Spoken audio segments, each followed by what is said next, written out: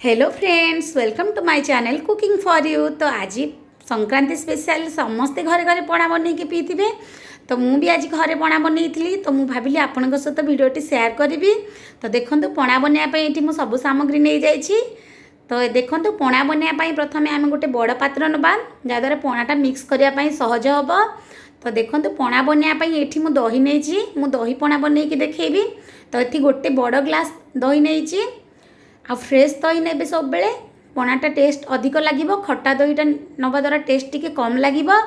तो दही को आम भल भाव मिक्स करनबा जमी पूरा क्रीम भाया हो दही। तो देखो दही मिक्स कलापर पूरा क्रीम भाया हो। तो एबे आम ए क्षीर ऐड करवा। एठी मु सीजा क्षीर को ठंडा करके फ्रिज रे रखी थी। मु क्षीर नौची गोटे गिना क्षीर नौची। गोटे ग्लास दही रे हाफ ग्लास क्षीर नेबे बा आधा ग्लास क्षीर नेबे। नहले आपण चाहिए जदि आपन को क्षीर पसंद नुहे आप स्किप भी करें ता जगह पानी नहीं पारे। तो क्षीर दही को ये भल भाव आम मिक्स करनबा। तापर ये आम फ्रुट्स ऐड करवा। ये मो पाखे जहाँ सब फ्रुट्स थिला ताको मु काटिकी ये नौची।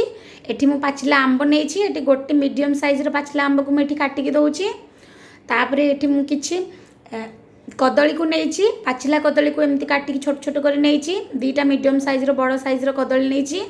तापर ये छोट छोट कर अंगूर रखी ताकू भी मुझे काटिकी दूची। एबे सब आपण पाखे जहाँ सब फ्रुट्स थी आपड़ दे पारे।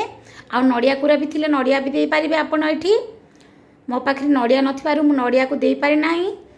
तापर देखंतु एठी मु गुड़ पाउडर नहीं बा जैगरी पाउडर नौची। एठी मु आपण चाहिए चीनी भी दे पारे। एठी मु गोटे कप गुड़ पाउडर नौची किंतु गुड़ आम देह पाई बहुत भल एवं पणारे अधिक स्वादिष्ट लगी थाए गुड़ से मु गुड़ देची। तो ये देखो मु मीठा बुंदी नहीं बुंदी ये मु गोटे गिना नहीं। आपड़ चाहिए लड्डू भी मीठा जेकोसी जिनस दे पारे। तापर ये मु गोलमरीच गुंड एवं गुजराती गुंड दौची हाफ हाफ चामच दे पारे। जदि आपन को टिके झांक अधिक दरकार ताहले आपन गोलमरीच गुंड अधिका दे पारे।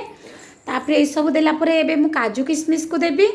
काजू किशमिश को एमती छोट छोट कर काटिकी मु दे देइछि। एबे सब जिनस को देला परे आमे ताको भल मिक्स करवा। आ ये आपन को जेतिकी पानी दरकार आपन सेतिकी पानी ये ऐड करेंगे। मत ये गोटे ग्लास दही रे गोटे ग्लास पानी दरकार से मु गोटे ग्लास ये पानी यूज करुँची। आपन को जदि अधिक पानी दरकार तो आपन 2 ग्लास पानी यूज करें। केवल चीनीर बा गुड़र क्वांटिटी अधिक करें ना पानी आपण हिसाब से आपड़ दे पारे। तो देखो पणा तो आम रेडी हो गला। एबे आम प्लेट को काटिदेवा पणा को। देखो एमती ग्लास आ गिना एमती सजे नहीं। एबे आम पणा को सर्व करवा।